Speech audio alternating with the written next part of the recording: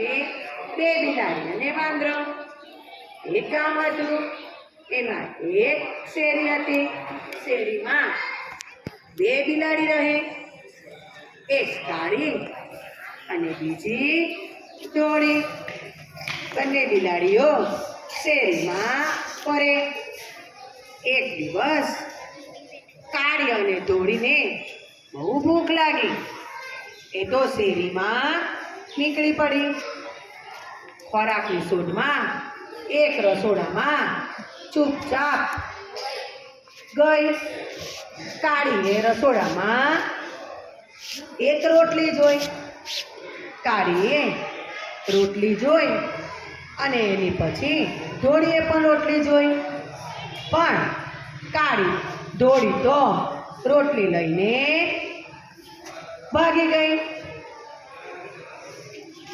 ધોળી ભાગી રોટલી લઈને, એની પાછળ કાળી પણ દોડી. કાળી અને ધોળી બંને એકબીજાની પાછળ એક જ રોટલી પાછળ દોડવા લાગી. દોડતા દોડતા બંને એક ગામના પાદરે ભેગી થઈ. હવે રોટલી નીચે મૂકી અને બંને બિલાડીઓ કાળી અને ધોળી ઝઘડવા લાગી. કાળી કહે, મ્યાઉ મ્યાઉ, આ રોટલી મારી. ધોળી કહે, મ્યાઉ મ્યાઉ, આ રોટલી મારી. આમ કાળી અને ધોળી બંને એક જ રોટલી માટે ઝઘડવા લાગી. ઝાડ ઉપર એક વાંદરાભાઈ બેઠા હતા. એ બધું જોતા હતા કે આ કાળી અને ધોળી તો એક જ રોટલી માટે લડે છે. વાંદરાએ બંને બિલાડીને ઝઘડતા જોઈ એ તો સમજી ગયો, પણ વાંદરો તો ઘણો લુચ્ચો હતો. એ તો ઝાડ ઉપરથી નીચે કૂદકો મારીને બિલાડીઓ પાસે આવે છે અને બિલાડીને શું કહે છે કે તમે બંને ઝઘડશો નહીં. હું હમણાં જ ગામમાં જાઉં છું અને તાજવું લઈ આવું છું. ત્યાં સુધી બંને બિલાડીઓ રોટલી માટે મ્યાઉ મ્યાઉ મ્યાઉ મ્યાઉ કરતી રહી. વાંદરાભાઈ તાજવું લઈને આવી જાય છે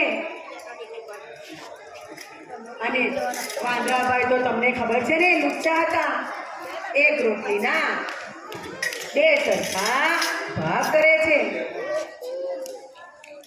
એક રોટલીનો મોટો ટુકડો અને બીજી રોટલીનો નાનો ટુકડો.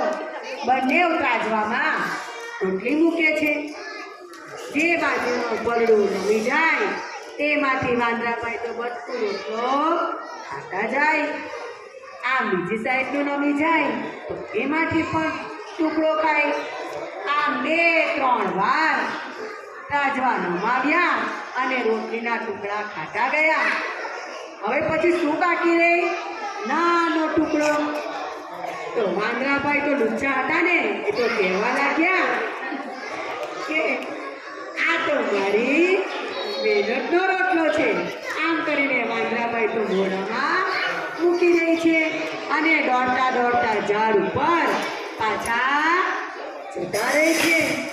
આમ બંને બિલાડી તો લડવામાં એકબીજાને જોતી રહી અને રોટલી પણ જતી રહી. આ વાર્તા પરથી શું બોધ મળે છે? બેની લડાઈમાં હંમેશા ત્રીજો હારી જાય છે.